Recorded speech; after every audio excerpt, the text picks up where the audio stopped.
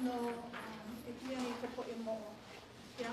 So I actually have a lot to cover in 1 hour, so I'm just going to talk as fast as I can, and just just keep your mind open and just see what you can absorb. Okay, so how is this topic relevant to this aha wahine?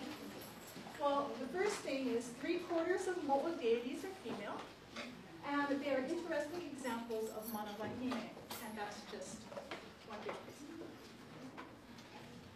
So my research was informed by three main methodologies, and talking about methodologies is very important because it helps you to understand how to look at information and things around you. Yeah. So, the search for the source of knowledge, going back to the mole as far as you can.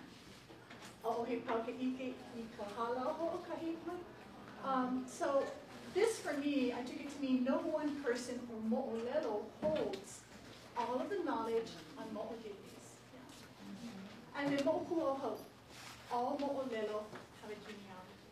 So in different ways, these olelo no eao and Hawaiian concepts led my research, informed my research.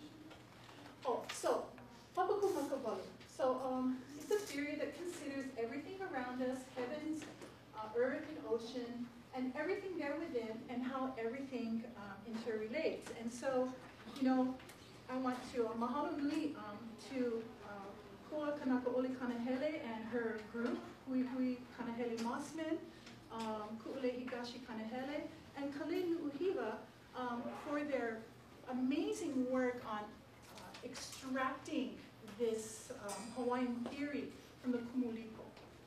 So this is a methodology that's leading my current analysis of mold information. And sorry if I hesitate, I forgot to bring my English language script, so I'm looking at the Hawaiian one, so I have a moment where I'm trying to move from one language to another. So what is a mo'o? To begin, it is very important to consider the many meanings of the word mo'o. And that's one way of going back to the source of knowledge. Well, to begin, among the many meanings of the word mo'o, perhaps the most well-known one, go ahead, come on in, have a seat wherever, is this little common mo'o here. Yeah?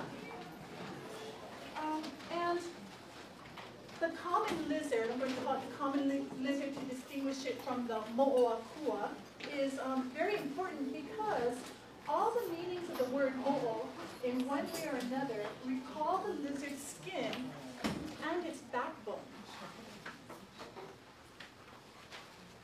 So the meanings of the word mo'o can be grouped into 3 overlapping categories. So things long and thin, smaller parts of something else, bigger, and then things that stand out against that of which they are a part. And you will see that. So keep these things in mind when we're looking at these meanings, yeah? So one of the meanings is brindled. Well, if you look at the brindled fur, this is mo'o, yeah? The long, thin, darker stripes stand out against a lighter coat of fur.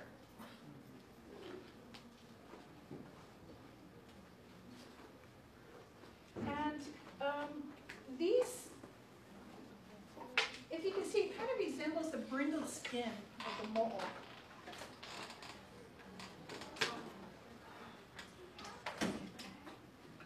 I'm sorry, I lost my place. All right, here we go. All right, so the gunwale straight, that's a mo'o, you see the arrow? The gunwale straight is long and thin, and when it's out in the ocean, it stands out against the background of the sea. The mountain ridge is long and thin, it's the uppermost part. Come on in. And it stands out against the expanse of the sky. So the walkway between irrigation ditches is also called a mo'o. And as you can see, it's long and thin, and it stands out against the expanse of the aulai. Okay, so here we have another kind of mo'o, and it's a long, narrow mountain path, and it stands out against the expanse of the land. And here we have a mo'o land section. I just used the arrows to give an idea, but it's a part, it's small, and it's part of something bigger. The mo'o is part of the ili is part of the ahuhua, and the ahuhua is part of the moku. So you see how these things are coming together? Okay, so copper fragment, thank you, Kalei Mugiba, for this photo. Copper fragment that has not yet been attached to the bigger one is called a mo'o. And here's my mom. Yeah. And so a mo'o, she's holding one of her mo'o.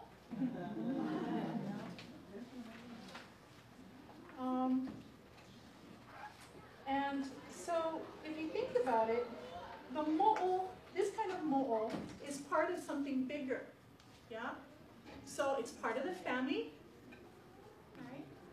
And it's also part of a series. I want you to keep that in mind, because it's part of a genealogy. So it's a new generation. So it's a part of a series.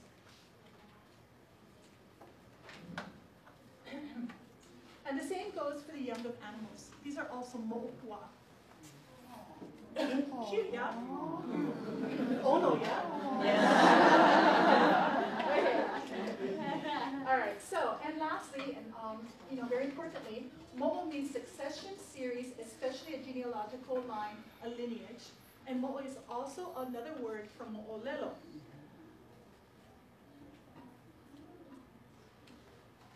And as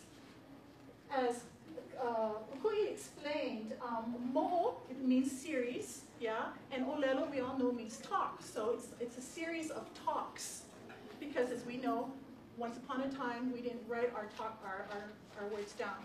Yeah? But what's interesting about this is not just a series of thoughts horizontally in time, but also a series of thoughts, let's say, from one generation to another. Isn't that a great way to think about mo'olelo? Yeah? So within a mo'olelo is contained all of the ike that has been handed down from one line to another. Yeah? One line of thought, one theme, things like that. So. All right, but what's really important for our discourse on mo'olakua is that the imagery of mo'o, lizard with vertebrae visible, and kua mo'o, vertebrae backbone, is apt and obvious as a simile for the sequence of descendants in contiguous, unbroken articulation. So, what does that mean? Okay. What it means, come on, can you scoot in a little bit closer so that people can come in? We have somebody that can be coming in. Mahalo, come on in. Yeah? So what does that mean? What it means is that mo'o are a symbol of continuity. Yeah? Mo'o is very powerful. Yeah, so mo'o, because of their visible backbone, one backbone vertebrae to another sticking out invisible, just like all the mana'o of mo'o we just saw, right? So mo'o represent continuity, and that's going to be a theme that's going to come out more, yeah? Okay, so.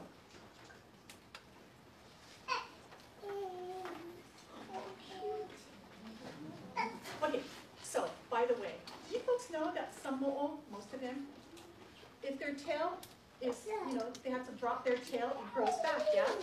How's that for continuity? Okay, well here's another thing. Mo'o are known as water deities. Let's think a moment about the water cycle.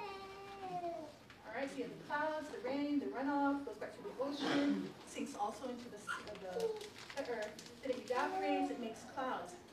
Wow, talk about eternity. The water cycle really represents eternity, continuity, because without it, the earth and everything on it would cease to exist, right? And more water. So here's just another mana'o. So, among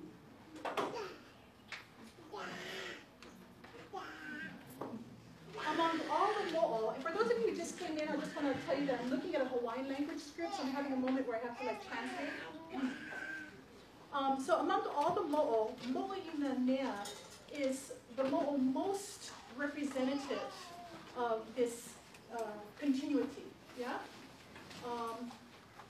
So Mo'inanea appears in a lot of stories. You can see her in Aukalinuia Iku, Kepaka Iligula, Hainakolo, Kiao Melemele, a story about Peleawaka, and another story about Poliahu.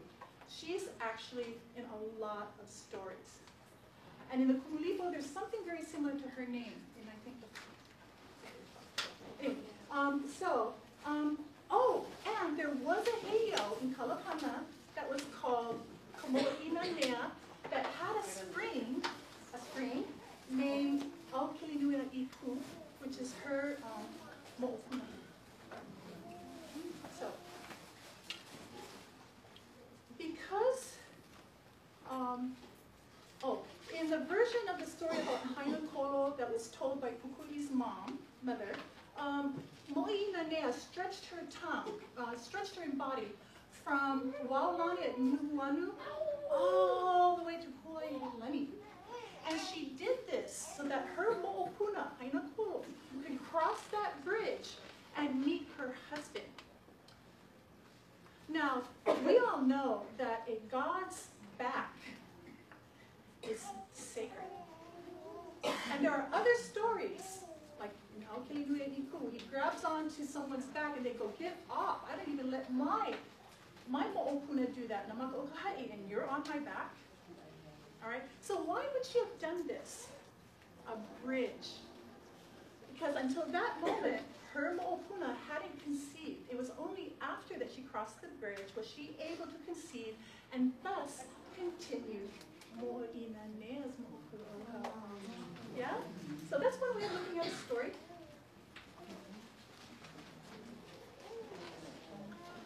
Okay, here's another thing about Mo'inanea that draws our attention to the way she symbolizes continuity, yeah, and genealogy, is that in one story, because of her great mana, she divides herself into 5 kinds of mo'o. The mo'o ali'i, the mo'o kaola, the mo'o kahuna, and the mo'o na maka'anana, yeah? So, and then in another story, also by Moses Manu, come on in. Aloha. You can scoot right there, thanks. Okay, so in this story instead, she actually gives birth to the 5 ranks of mo'o. But get this, in this story, she has an alternate name, and her name is Ho'o Kumu Kahonua. So guess who she has these babies with? Say again, Ho'o Kumu Kahonua. And yeah, you know what? I put my glasses on, and I couldn't even see because it's like they're not good enough. So anyway, okay. So she had these babies with Ho'okumukalani, an alternate name for Kani Inuhonua, the earthly goddess. So, all right. So Kalenu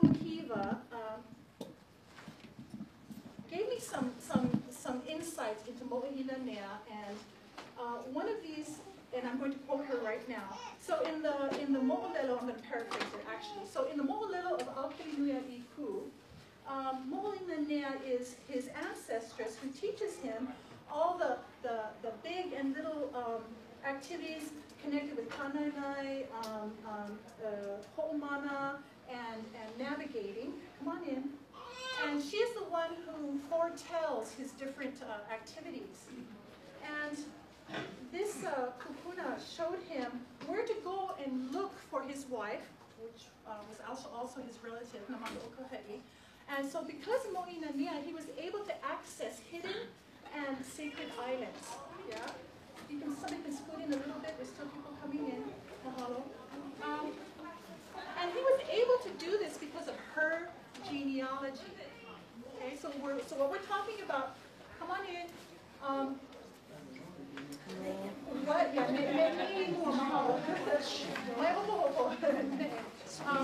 so what we're talking about here, remember, is that we're talking about how lizards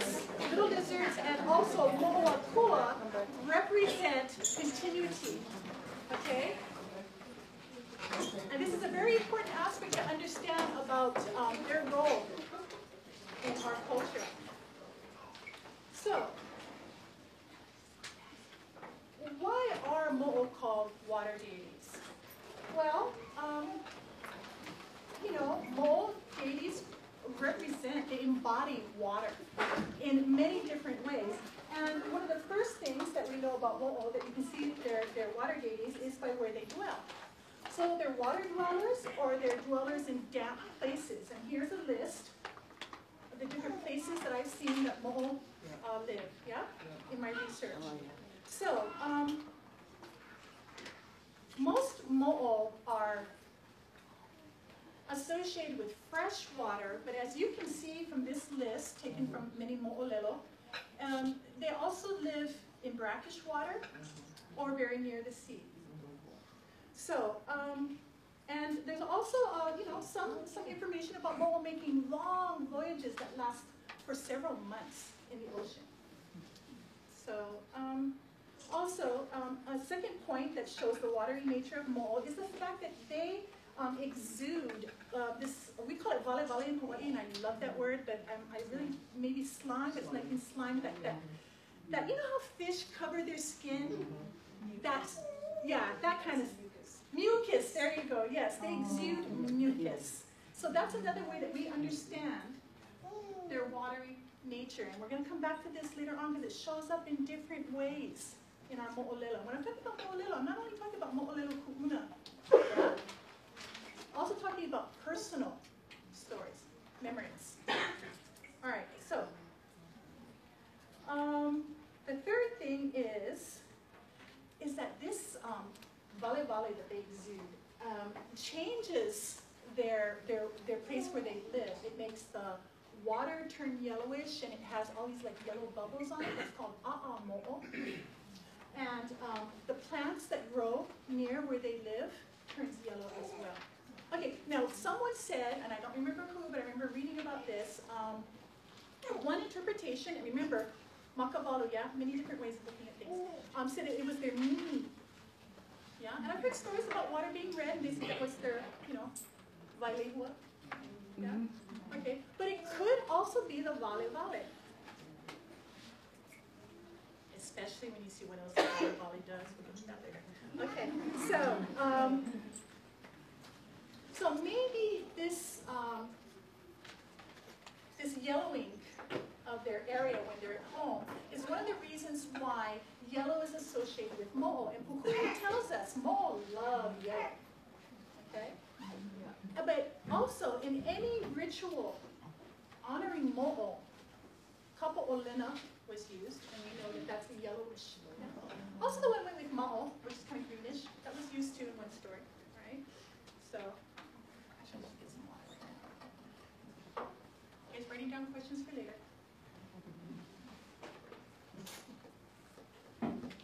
Okay, so.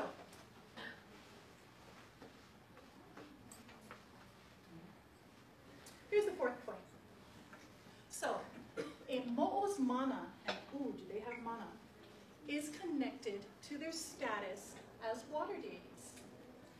Okay? Now, Kamakau explained about the reasons why shark and mo'o deities were honored and valued.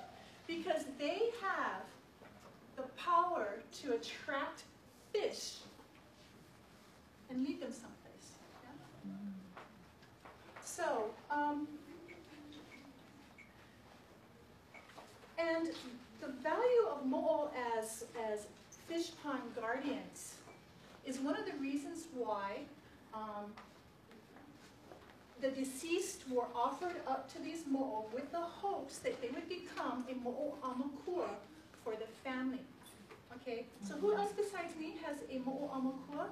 That was one hand. Okay, 2, 3, okay. I should put my glasses back on.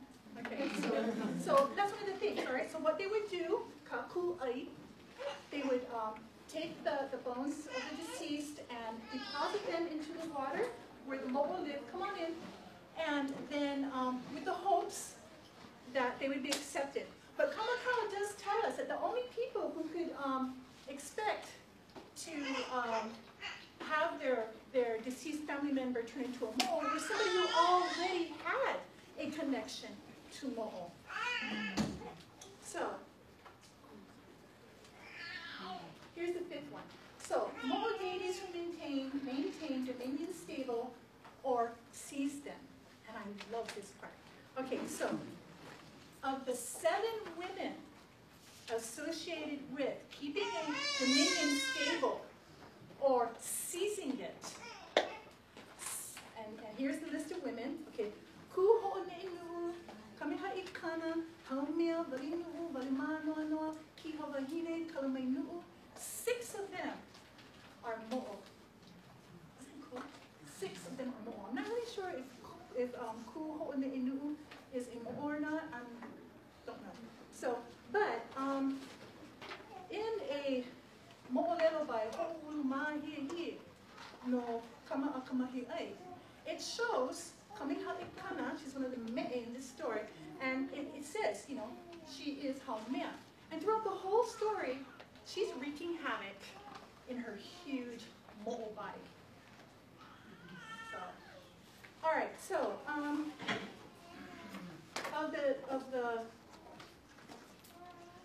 of these different kulana that I've spoken about concerning to mo'o until now, they show the mana on the life-giving and the death-dealing mana of mo'o. So what you have here is a dyad. Okay, and you know that's very common in our culture, yeah? We always think of things in dyads. All right, so mo'o, some are healers, like Wahine is actually associated with healing, although she's very mischievous. All right, and another life-giving property is the fact that they make fish thrive, bad for the fish, good for us. Yeah. But also in their kulana as, you know, deities associated with war and politics that can be good or bad depending on, you know, whose side they're on. So these are the different ways that their mana is both life-giving and death-dealing. But also, think about it, it reflects their watery nature because water is life-giving, but it's also death-dealing.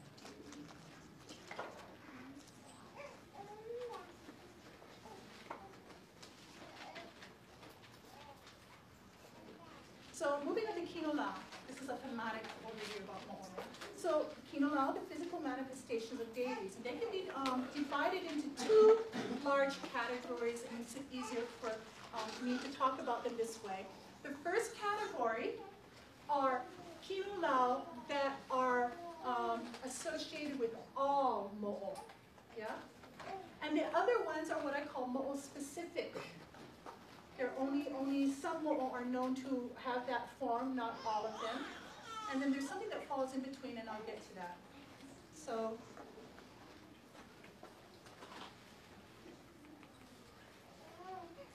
the 3 Kinolao that are associated with all mo'o are the o'opu, the common lizard, and then the ilio mo'o, called ilio mo'o because it has brindled fur. Yeah.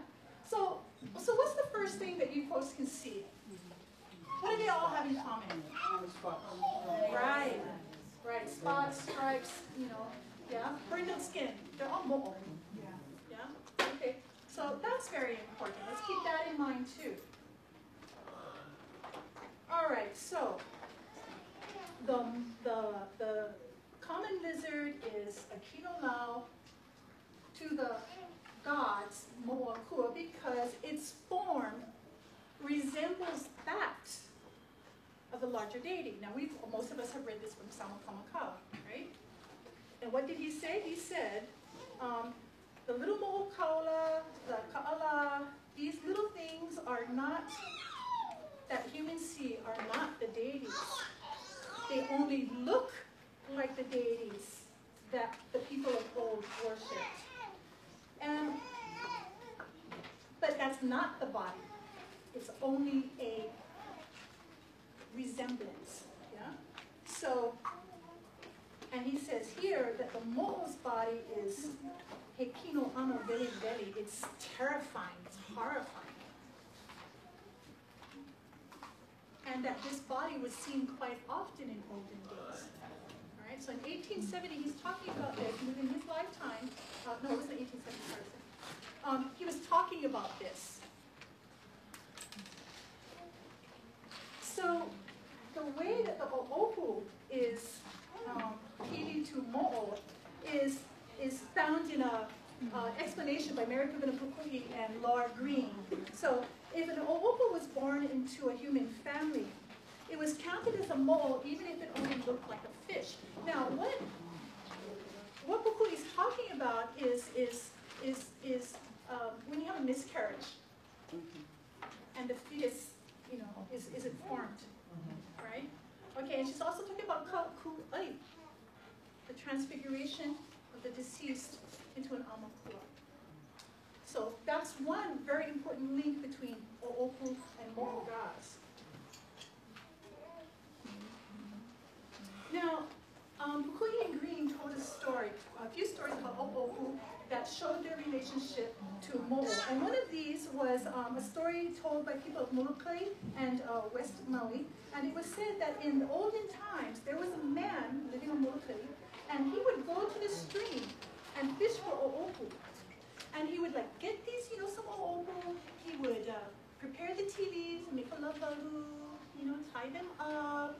And then when the coals were ready, this one time, he went to put them down, and all of a sudden, he heard this voice as he was preparing the poia. He says,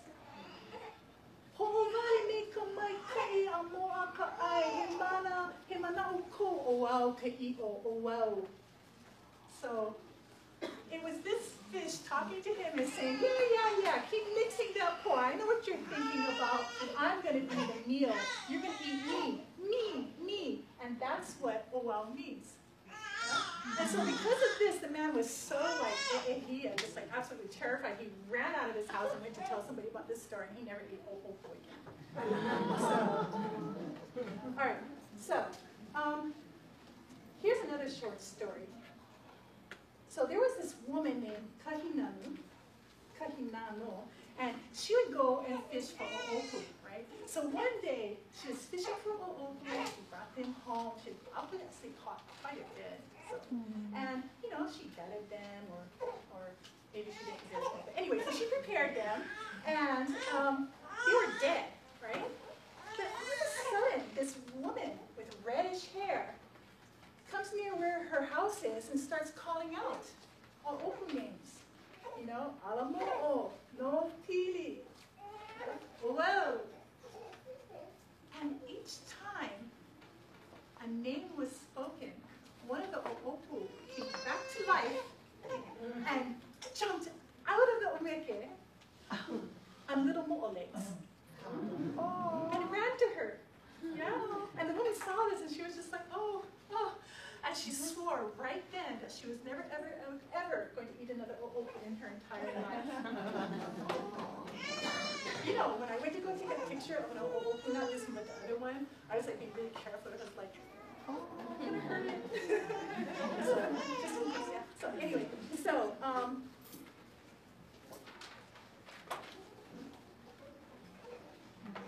So Pukui and Green said, so these stories are meant to show the truth of the relationship between o'opu and mo'o. And so in these stories, we've seen the o'opu turning into mo'o. Yeah? But I've only seen one story, that's only I've seen, you might know others, if you do, please tell me, of a mo'o goddess turning into an o'opu, and that was in a story by Moses Manu about Pele and Waka. And she turns into an o'opu. And see, this is one of the things I love about Moses Manu's work, is he takes traditional knowledge about our gods, tweaks it, and then writes new stories in so many interesting ways. And that's the value of his ka'au. Yeah? So while the o'opu and the o'opu and the mo'o are sacred to the mo'o gods, and so we've seen stories that if you harm them, you get into trouble. The ilio mo'o is a very interesting exception, because there's a lot of stories about the ilio mo'o where, that I'm going to tell you a few right now, where it shows that you shouldn't harm them. But yet, the people of old also told us but the ilio mo'o was a preferred sacrifice for mo'o. So it's kind of like eating your friend. Yeah. Let's stop and think about that for a moment.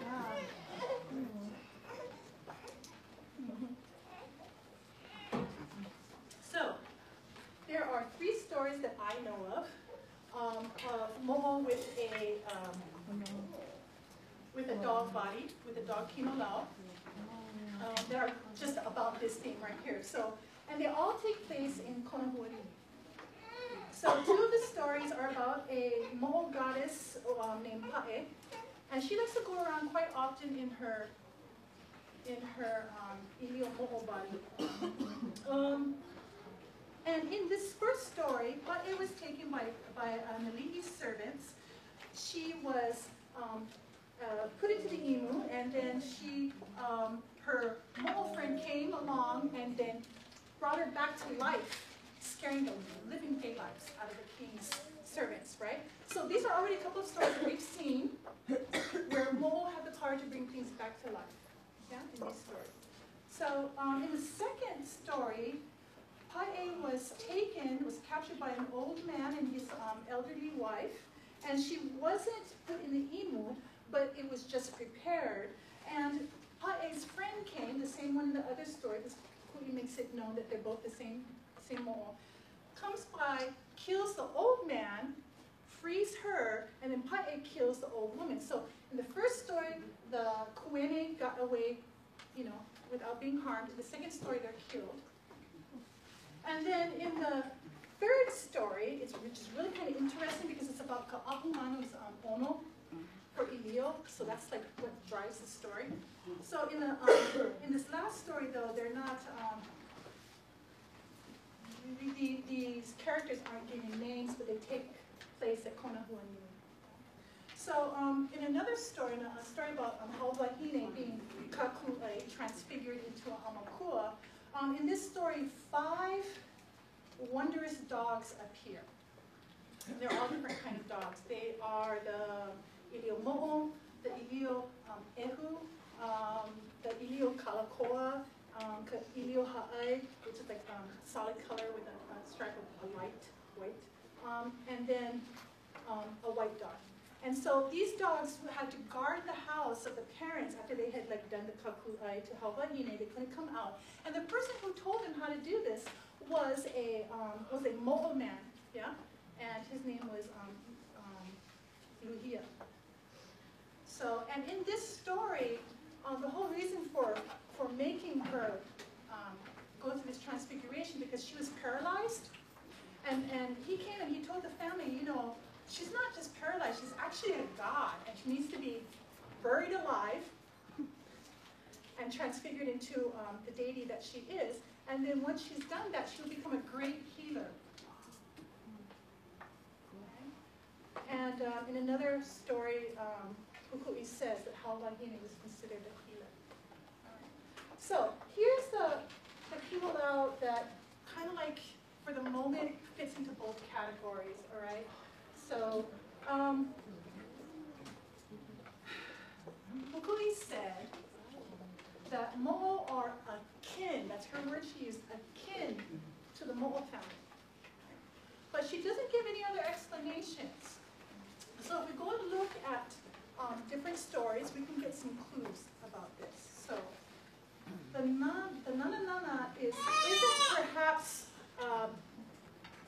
the same kind of kinolao for all mo'o, but it's definitely, for example, in the story of Puna Aiku'e comes home to spy on his wife, Kalamainu'u, because he's heard from his brother-in-law that she's not human, she's a mo'o. So he goes back and he's like, Nihi Malu, right? Peeks, and there she is with her mouth in her mo'o form, and she's snatching up spiders, snatching up spider webs. Yeah, and then he's like backing out, like, oh my God, right? Okay, so remember that. He had to have somebody else tell him she was a mo'o. Keep that in mind, yeah?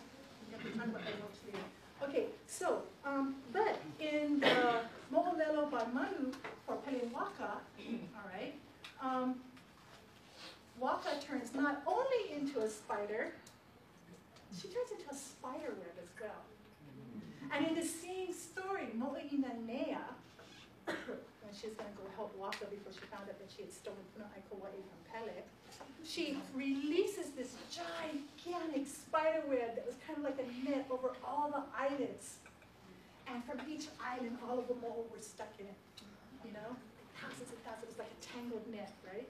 And she brings them all to Ka'u because they're going to fight Pele. Then she found out what Waka did. She goes, not going to go there. And they all went back. So, all right. Oh, and then there's Kiha Wahine, in some stories, has a spider kinolao. And during your ritual in which she's being called, right? This is the imu. They don't know it yet, but all the imus feel food. But there's something the priest says, the kahuna says, watch the ceiling. And this like thing comes down. This white thing, it looks kind of like a spider. It has a white belly. Then all of a sudden it like drops on the imu. And like there's a rainbow. And at that moment, everything in this imu is covered, right? But not with the normal like teas and stuff like that, and bags. No. It was covered with kapa and makalua mats. Can you imagine doing that for an imu? Well, you do that for a god. Okay? And all of a sudden, and it was like so huge, and like you needed 4 men to carry the boulders to put on each corner of this imu. Then all of a sudden, the mats start flying and flying and flying, just like a olapahula. That's what they said, olapahula. And the boulders were like nothing. All of a sudden, they fly away. And the kahuna goes, and he lifts up the corner, the mat, lifts it up, and there inside is the mo'o, all curled up like a rope. Okay? And she's staring straight at Luna like, oh, you are in so much trouble. He runs screaming from the hale and never comes back again. That's how Kiha Lani became. All right? Fine, yeah? He's like screaming. All right. And so, when she was curled up in this imu, it said that her body looked like this puhi'uha, only infinitely shinier and much darker. You see the bands? Okay, so at night you can see the bands really well. During the daytime, it's more modeled. Modeled, yeah? More like mo'o. Okay, so. All right. So more specific kinolao. Okay. Let's see. So, let's talk about Pane'ewa. All right. In 2 different versions of Hikiaki Kapolio Pere, Pane'ewa has either 2 or one of these. He has a maho for a kinolao, and a uhi'olehua, and a kukui. All right. Now, what's interesting about these is if we stop and think that Pane'ewa is the name of a lehua forest, right? Used to be more. All right. And that's the name of the mo'o. He was the guardian. All right. Now, anybody who knows about these things knows what grows along with ohi'olehua? Hint? Right. Okay. And so somewhere else, all right, Kukui explained, not even talking about mo'o, she says, well, you know, there's a symbiotic relationship between ohi'olehua and the ma'u because the ano of the lehua falls down inside, sticks inside the fern, and it makes a nice little nest for it to grow.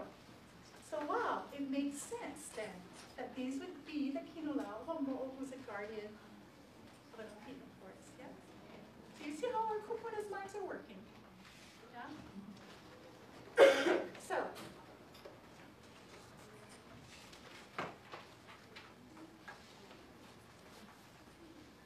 oh, here's another one.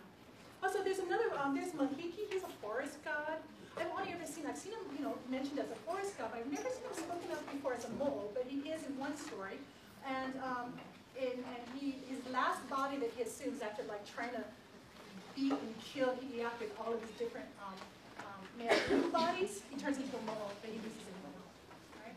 And then Kiha Nui Lulu Moku is never said to have plant kinolao, but she does have the power to make things verdant. Wow.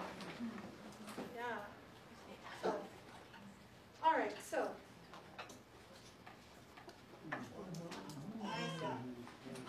I took this picture from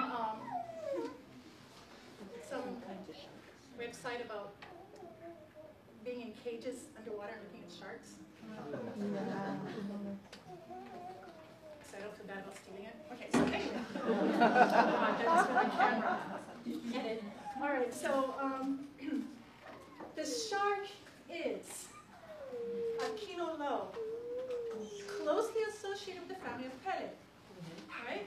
Because Komoho'ali'i is Pele's eldest brother, and he's like the po'okela over all sharks, right? Okay, so, you know, and in some stories, as we all know, the Pele clan and the Mo'o clan are shown to be different branches of the same family. So it's not surprising, therefore, when we find a Mo'o who has a shark body. But what shocked me when I saw it was the fact that Komoho'ali'i had a Mo'o body. I was like, whoa, right? Two different stories. Both about Hi'iaki Kopu'oke. So I thought that was interesting. He came over to Hawaii in his shark, human, and Mo'o form. All right, so Owa is a Mo'o god, a male, who has a shark form and a human form. And his old sweetheart, Mamala, she also has the same kind of body forms. All right. The thing interesting about Owa is that his dad was a shark god and his mother was a Mo'o goddess. All right. So now we're saying we're seeing different kinds of relationships here. It's not always antagonism, yeah, because we know the antagonism between these two clans is it's legendary, right? They're always fighting water, fire. Okay. So. But there's other stories. There's one about in the same family, there's a brother and a sister. The brother has a shark body in addition to his human one, and the sister has a mo'o. So what we're seeing now is we're taking out what we know about mo'o and we're expanding it. Well, not we are, our kapuna on. That's why it's important to bring knowledge onto one place in the town. Look at it and see if there's connections and things. So the affectionate relationship between Mano, and Mo'o, there might be some kauna there. So let's look at that. Okay. All right, Nanawe. In some stories, he's said to be the son of Komoho'ali'i and a human woman. And in, I'm from Makaha, and down our side, Nanawe is associated with this cave, Kaniana. And it said that he would go and meet a mo'o from Ko'iahi Valley. He'd go underneath and he'd come up near this reef. And she would often, she'd come down from the stream to Makua Valley. And then she'd sit on that rock and brush her hair. Now there's the stream. And they were lovers. So what was interesting, we, those of us who grew up there, we heard about mo'o and stuff like that. But here's something else that's interesting. What does that mean? What's the kauna? How did the kupuna who told this story, how did she explain it? Well, she said, Kula'ila'i. This sacred coral outcrop projecting out from the sea was the meeting place for Nanaue, sharkman of Kaniana, and the mo'o lizard goddess of Ko'iha'i.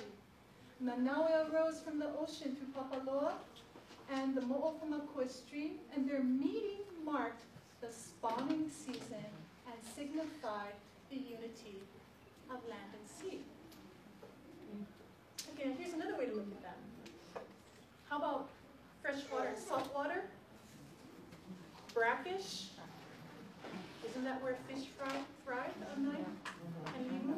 So that's another way of looking at it. So here we have another methodology, another paradigm for looking at our mo'olelo and the knowledge therein. So, and this is kind of like, kind of like a kapakumakamal. All right, so.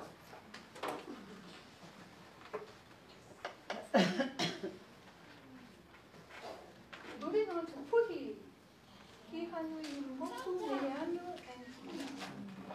All right, so there's a lot of stories about Puhi gods, and they're often associated with Ana. And, but there's not too much information on mo'o who have a kinolau puhi, all right? So these are the three mo'o that I found. And So Meheanu, according to a story taken from a kupuna in 1933, her favorite body was the puhi.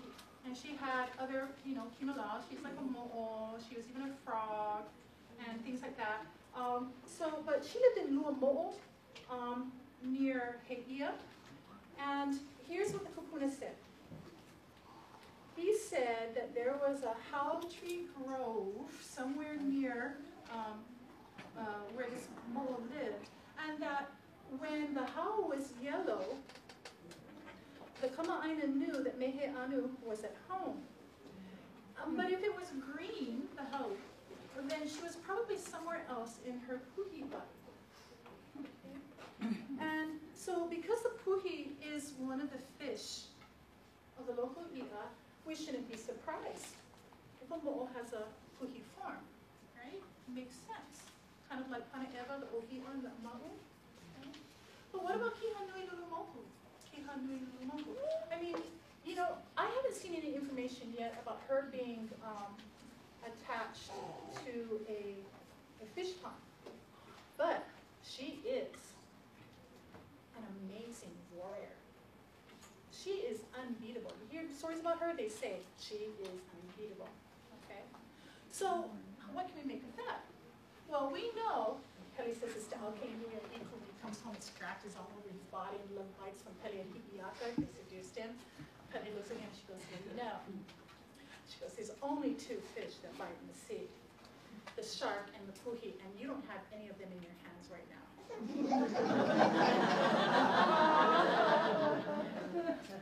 Yeah, and after like little side note, so what happened? So she went after Pele and Hi'iaka, and she beat them up. And then the brothers came, and she beat them up too, and she chased them all the way to Hawaii. But anyway, so the puhi is a fish that bites, right? They've got long teeth, they're really scary, and you know that once they bite, they don't let go. All you fisher women know, they're like tough warriors, right? Well, Kukui says that. She goes, one about fierce warriors is puhi miho waka waka. And she goes, what that means, it pertains to fierce warriors. Yeah? So maybe that's why Kihavahina has a puhi. All right, so as far as Kuna goes, Kuna's interesting, because of the Maui and Hina stories, he's always a mo'o. But do you know what Kuna means? Kuna is a fresh-water eel. Yeah. And that by itself would be, okay, so. But if you listen to a story that Kamakau told, you read it, he tells a story about this mo'o trying to steal his boat, canoe, and he fights over the men for it, and he's in his mo'o form, and then he turns into his puhi form, then he turns into his mo'o form, and his name was Kuna. Isn't that cool? And then, Kuna was the i'a, in a genealogy, okay, that Mo'ikeha brought, that was brought by Mo'ikeha, who was brought by Olopana. Yeah. And I have been looking up everywhere and asking people, do we have freshwater eels? I'm just curious, right? So, anyway. Yeah, so, we do. We do? We do. Okay, we need to talk after. They're in, we found one in Waiole. Oh, okay, we need to talk. Okay, so, oh, here's the next one. Okay, so. This is my favorite slide. You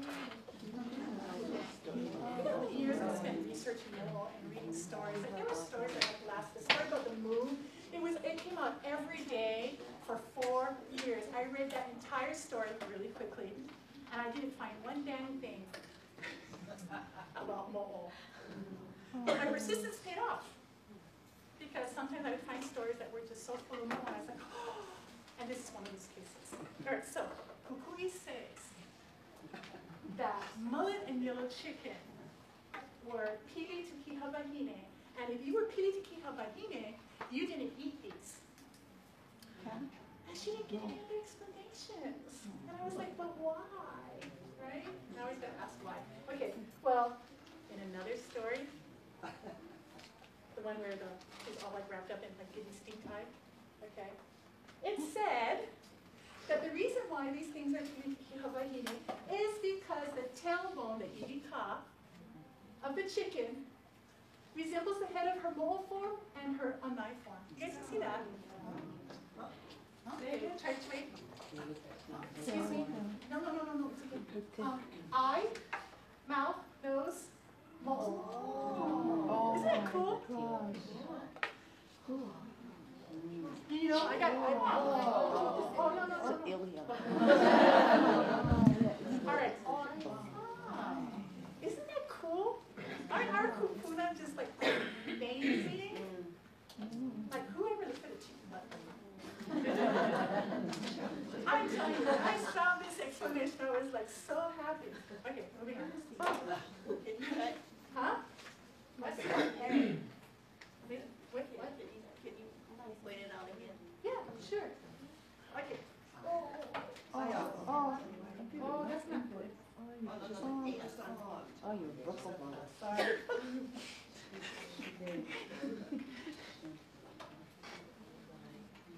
Okay, we're going to have to wait a second. There we go. All right, so. All right, look at the head, the yellow circles, and then look at the eye, the nose, the mouth, and the back of the head. You see them? Yeah. Okay. Yeah. Okay, so moving on. What time is it? Never mind. I said 3:05. Never mind. Okay, so mobile manifesting is geographic features or natural phenomena. Woo! Okay, so molekili. And all right, so in this story, it's about a mo'o named Huinaina. She's a mo'o of Kaho'olawe. She steals Lohio from Pele. Pele gets her revenge because one day when the mo'o is lying with her head at one point and her body on Molokai, Pele cuts her right in half, and her head becomes Molokai, and her tail becomes Pu'u'ole. Yeah? Okay, so that's an explanation. All right. Huh? Huinaina. Yeah, the heel of wrath. Yeah. Okay, so then we have Laila Laniloa. All right, so the mo'o got killed, and part of her became the light, and the 5 items around there are the rest of her. And then you have Mokuli'i. Sorry, I gotta go real fast now because we gotta get to the next part. Mokuli'i, was killed by Hideaki in one version of the story, and that's his tail fluke. The rest of his body got spread out on the street side. Kuwaloha Ho'omanadinui told me that the koina, the rest of his body, is in Hakifu'u. Alright? And so, like, there's so many stories. Alright. There's kind of like an interesting thing, natural phenomenon. Like there's a couple mo'o have been described as dust storms. Yeah, and they're huge dust storms. So that's just something that Wahine likes to do. I thought it was just him. And then I went and read S.M. Kaui's story, no Pi Koi Ka'alala. And he shows Kini Lau with all of her babies. Like Kini Lau, like really a lot of babies. And she's just like this baby makani. Amazing. They're just like so it was very interesting way to portray mo'os. Alright, so mo'o appearing as humans. Alright. Only got time to give you a few things. 1. Only gods or humans with special mana recognize mo'o in their human forms as mo'o. Otherwise, for humans, most of the time they're just like really amazingly good-looking people, and that's when you get into trouble. Because they're not. They're not nice, and mo'o are so needy, they do not share. They punalua. Yeah. Okay. So, the other thing is that mo'o exude vale, right? Well, guess what happens if you take a mo'o as your lover for a long time? You start changing. And this doesn't happen only in mo'olelo, traditional ones. There's also documented cases of people saying, this happened to me, or this happened to somebody I know. So what happens is, vale, you get all pale, white, and wrinkly, but in some stories, your human anymore. And here's another thing. When gods look at mo'o in their human form, they look kind of strange. And then in one story, the god says, oh yeah, it looks like Kili'oi's people. No. Yeah, that one he said. But in another one he said, oh, it looks like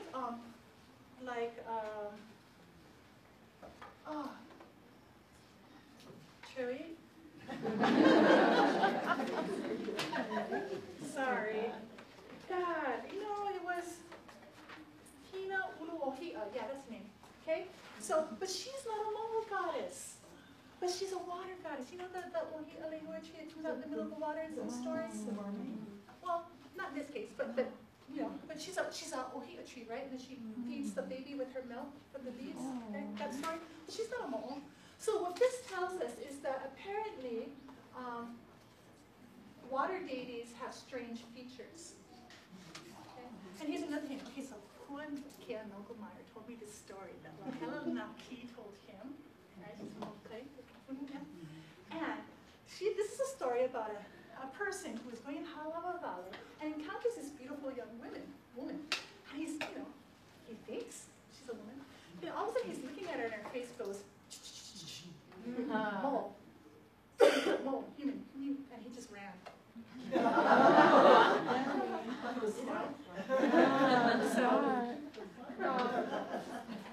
All right. Oh, fire-related kinola. Okay, there's only one mole that I know of who has a fire-related kinola, and it's Mo'ohinanea. She cuts off her tail, she gives it to Aokinui Iku, and she goes, here, this is my real body. And it turns into weapons of war. It's a copper cloak, and anything it touches, instantly to ash. Where else have we seen something like that? Hi'iaka's lightning skirt. And here's something else. Well, Hinamea tells him, well, I had a pa'u war skirt, and I had a Hawaii war skirt, but I gave them to your cousin, Namako Hikei. She has them now. And they do the same thing, so be careful. You know? So how's that? How's that? The biggest mole ever, who's like responsible for all the mole, has a fire kinolau, and it's her real body, and it's her tail. You gotta read the stories to mention. There's one story, I love the story, it's like, here's Mama's story, but it's like, her and Haumea are Punalua, okay? And then Haumea gets reborn, she does that all the time, right? Reborn as one of Mo'inane's children, and then that person has Pele. That's one version, so I like that version. Right? Oh, here's from the newspaper. Okay, all right, so this is the last thing. Isn't that cool? Hey, make sure you post that in the internet, put my name on it. Okay, wow. Yeah, these are just some of the ways that mo'o are a part of our culture. I bet you guys didn't know that, huh? Did you know that there's two moves in the Konami game? One is named Mo'inanea, the other one is Panaeva. I'm still trying to find somebody who can teach me how those moves are. If you know how to do that, or know somebody can please let me know. I want to see what it looks like. All right, war of politics, Unihipiri. There was somebody, some can be sent out. Fishpan gardens, they're associated with genealogy, Kueo. Oh yeah, that's right, Vaka can trace the Kueo. That's it. Okay, so questions? Thank you. Sorry. Okay, so 1 second. We're okay until 3:30 because at 3:30 I'm giving this talk again in Hawaiian. Yeah. Cool. All right, so that's something to think about. That's the only ones I know. If you know any others, we can talk about. But Kihanui is the name of a male chief. So I wasn't aware of the female side. And I just wondered if it went back and forth between Kiha, the Wahine, and Kiha Nui Right. I've always wondered about Kiha Nui Lulumoku because I've always had the impression, this is really a shameful thing to admit, that it was a male. Like, shame on me for not thinking that a woman can't, whoop butt, okay? But because it says under Pu Ula, go look in place names of Hawaii, it says that she had a female human form. That was one clue. Yeah. Well, it's also the father of Liloa, right? Yeah. So I just wanted to, I mean, chiefs take Apua names, and it doesn't have to be only male, and it doesn't have to be female. Right. But so I wasn't aware of the female version of Kihanui Moku. But not the same as Kihamani. I can't answer that. I don't know. Yeah, I'm really very careful about like saying things. If a kupuna hasn't written it down, I'm very cautious. But there's so much ike out there to be done. Yeah.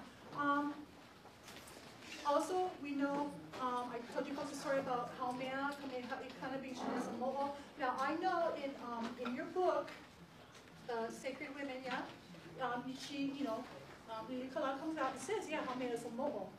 You should read this story. All right, any other questions? So where do we get these books from? Right at doors. You can find, all right, well, you can order Lilikala's book on the internet. The one, what's the Sacred Wahine? I don't know, you can ask Miley. I don't know if she's done any book yet. Well, okay, that's an amazing book. It's a little one, Divine Women. You can find that on the internet. But all of these things are found in the newspaper now. I'm currently working to make my MA thesis into a book. As soon as it's there,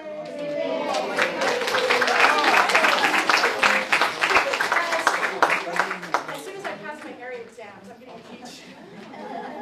But if you have any questions, just email me. My it's Marie Bro. Marie Bro at hawaii.edu. So just if you have questions. Okay, anything else? So there are instances of male mo'o. Oh yeah, 3/4 were women, 1/4 were men. Until now, I found 150. Oh, by the way, Kamo'ina now has a human form, but it's only an old lady. So is there a reason why? Well, I think I know the answer to my question that I'm asking. But is there a reason why there's hardly any male mo'o? I have thought about all kinds of things, and I just kept them to myself. But I do have one thing. Did you know that most mo'o are parthenogenic, or how do you pronounce that word? It means they don't need a man to recreate. I wonder if at one point one of our asexual had kept it someplace, a mo'o, and then kept giving birth, and he was like, oh wow. But think about it. A lot of mo'o, if the need be, don't need a mate.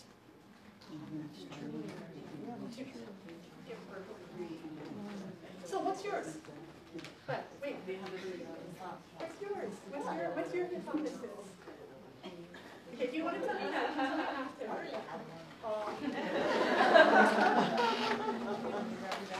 Okay, so well listen, thank you so much for coming.